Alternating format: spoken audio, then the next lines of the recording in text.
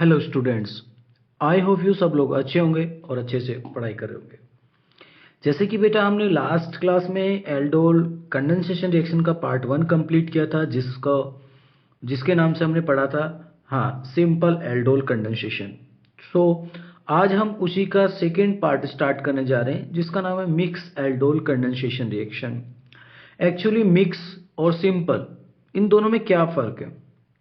देखो, सिंपल में क्या होता है, दोनों मॉलिक्यूल एक जैसे होने चाहिए, बट क्रॉस में या फिर मिक्स, देखो इसको क्रॉस एल्डोल कंडेंसेशन भी बोलते हैं, तो यहां पर आप क्रॉस भी कर सकते हो।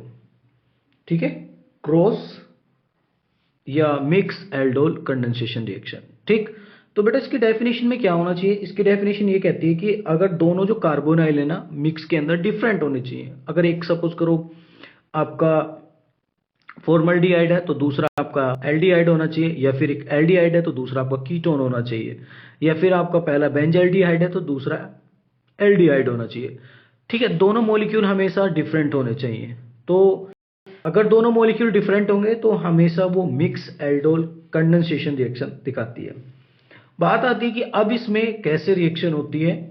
तो सपोज करो अगर मैंने बेटा इस रिएक्टेंट को X माना और इसको Y माना, तो सबसे पहला क्वेश्चन तो यही आता है कि जो मिक्स होती हैं उसके अंदर टोटल प्रोडक्ट्स कितने बनते हैं। तो बेटा इसमें याद रखना, एक तो आपका XX प्रोडक्ट बनता है, एक इसमें आपका X और Y बनता है, और एक आपका YX बनता है, और एक YY बनता है। ठीक है, इसमें टोटल नंबर ऑफ प्रोडक्ट जो बनते हैं आपके 4 बनते हैं।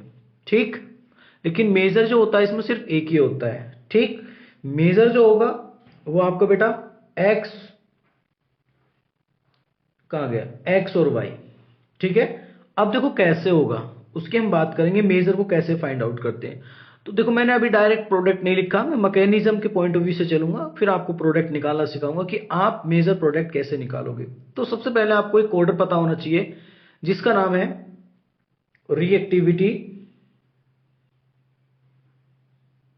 रिएक्टिविटी ऑफ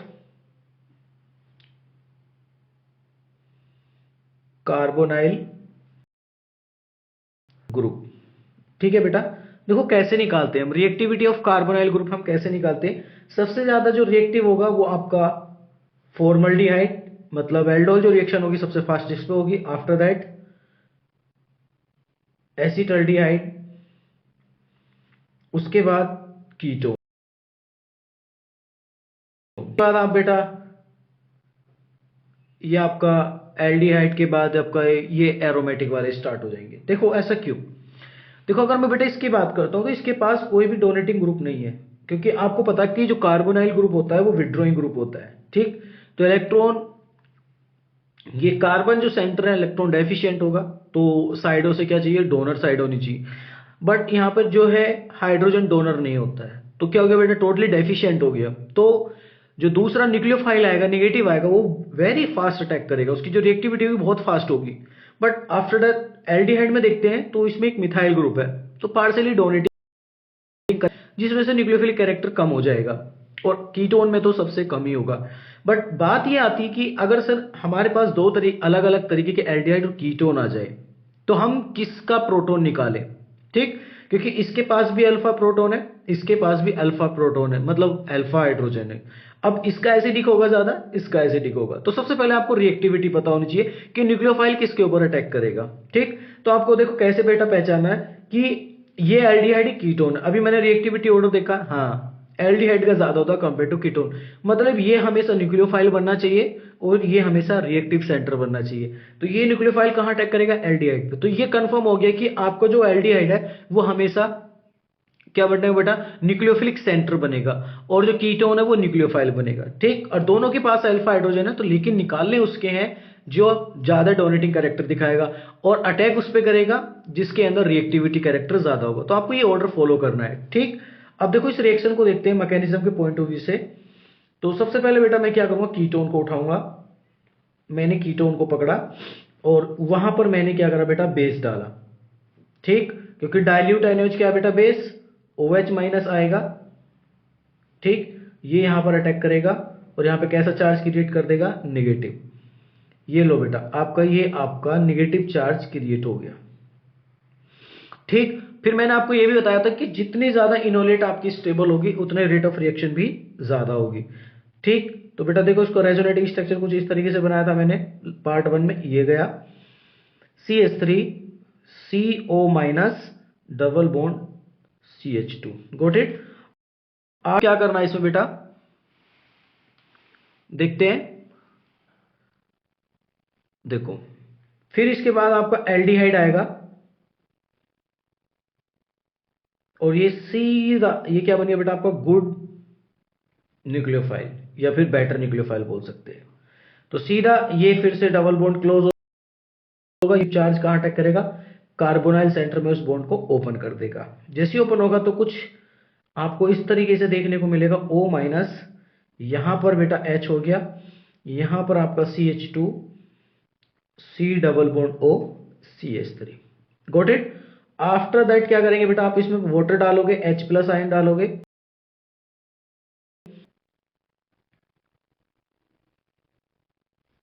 और CH2 C double bond O CH3, got it.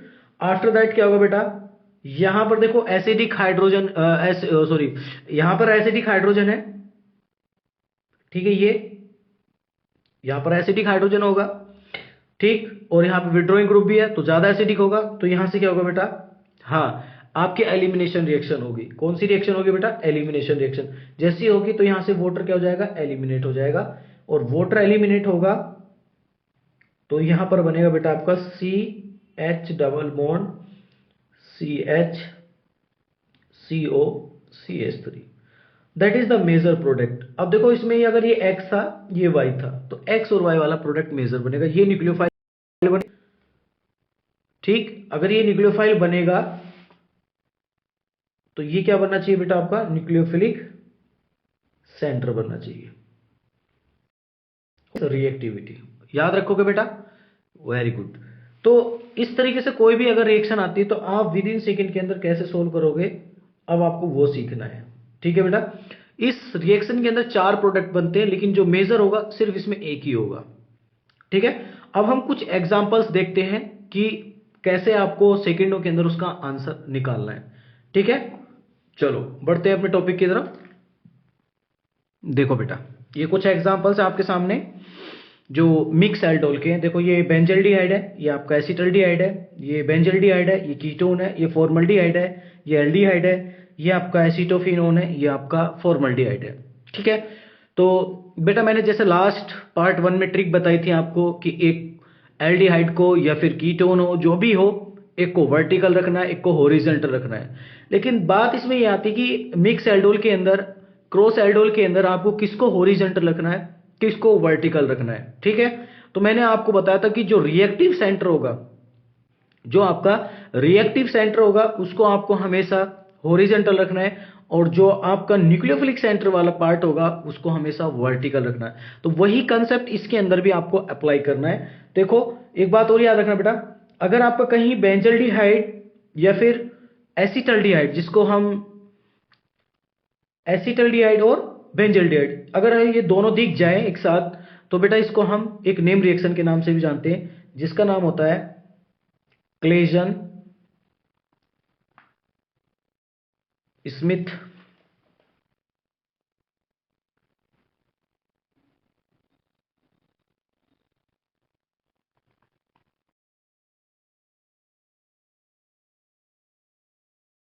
के नाम से भी जानते। बेटा याद रखना कि जब दोनों, एक बेंजल्डिहाइड हो और एक एसिटल्डिहाइड हो। ठीक है, ओके। अब इनको देखो कैसे शॉर्ट ट्रिक के अकॉर्डिंग हम सोल्व करते हैं विद इन सेकेंड के अंदर। तो पहला क्वेश्चन मैंने उठाया, ये बेटा मेरा बेंजल्डिहाइड है और सेकेंड मॉलिक्यूल एल्डिहाइड है। अब देखो करना क्या है, कुछ नहीं करना, सिर्फ आपको यह पहचानना है कि इसमें पहचानो कि जो आपका कौन बनेगा और न्यूक्लियोफाइल कौन बनेगा। ठीक है, अब देखो बेटा इसके पास तो कोई भी अल्फा हाइड्रोजन है नहीं, इसके पास है, तो सबसे पहले आपको पता है एल्डोल के लिए अल्फा हाइड्रोजन होना मस्ट है। तो बेटा कंडीशन क्या है, अब कोई रिएक्टिविटी डिपेंड नहीं करेगी, क्योंकि सिर्फ इसी के पास क्या है, अल्फा हाइड्रोजन है, इसके पास नहीं है, तो मतलब ये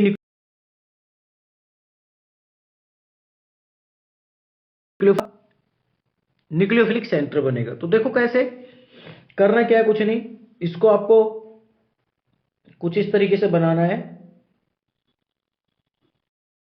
आपका हॉरिजॉन्टल रहेगा पीएच एच, और यहां से बेटा सी एच, क्योंकि ये न्यूक्लियोफाइल बनेगा, ये आपका न्यूक्लियोफाइल बनेगा और ये आपका न्यूक्लियोफिलिक सेंटर।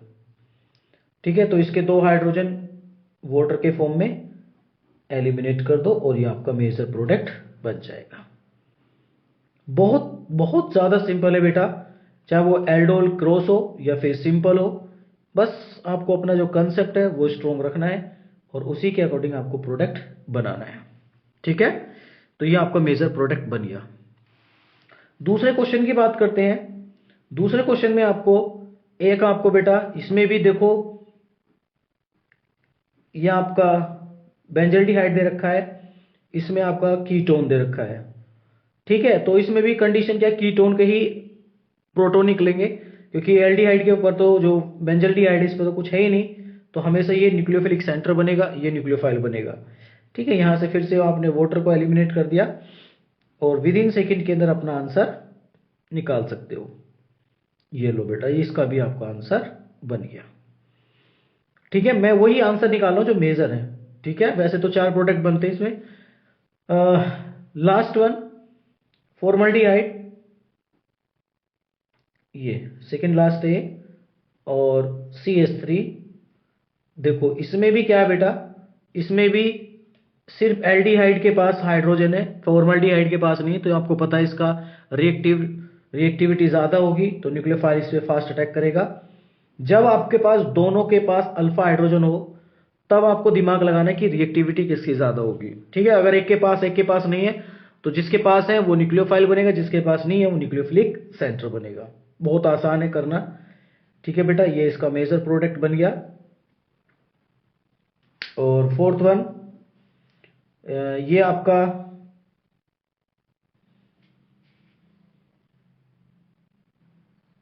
बेटा एल्डिहाइड है। देखो इस क्वेश्चन में एक फॉर्मल्डिहाइड दे रखा है, एक आपका एसीटोफिनोन दे रखा है ना, तो इसमें बेटा ये आपका न्यूक्लियोफाइल बनेगा, ये आपका न्यूक्लियोफिलिक सेंटर, क्योंकि आपको पता है इसके पास कोई भी अल्फा हाइड्रोजन नहीं है, तो हमेशा इस पे अटैक करेगा। तो CH C double bond O PH, और ये जितनी भी एल्डोल की रिएक्शन होती हैं, इनको सबको सिंपल एल्डोल के रिवर्सिबल रिएक्शन होती हैं, ये ध्यान में रखना है आपको। यहां से वाटर एलिमिनेट हो जाएगा और फाइनल प्रोडक्ट आपका बन जाएगा।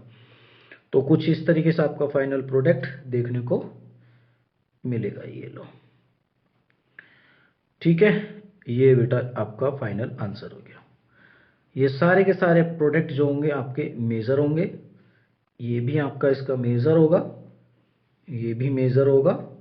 आपको मेजर पे ही फोकस करना होता है, माइनर को कभी नहीं देखते हम। ठीक है, ये सब मेजर प्रोडक्ट होंगे। मुझे उम्मीद है कि आपको बेटा क्रॉस एल्डोल के अंदर कोई भी इश्यू नहीं आया होगा। बहुत आसान तरीका है क्रॉस एल्डोल को करना, जैसे आपने सिंपल एल्डोल किया था वैसे आप क्रॉस एल्डोल को भी कर सकते हैं। तो बेटा हम नेक्स्ट वीडियो में मिलेंगे, intra molecular aldol condensation reaction के बारे में पढ़ेंगे। ठीक है, अभी हमने आज मिक्स एल्डोल को कंप्लीट किया है। अगर यहाँ तो कोई इश्यू आता है, कोई प्रॉब्लम आती है, तो अपना आंसर कमेंट बॉक्स में, या अपना जो भी रीज़न है, जो भी प्रॉब्लम्स है, अपना कमेंट बॉक्स में ज़रूर शेयर करें। ठीक है, अगर वीडियो अच्छी लग रही है तो वीडियो को और चैनल को सब्सक्राइब करें। थैंक यू बेटा, ओके।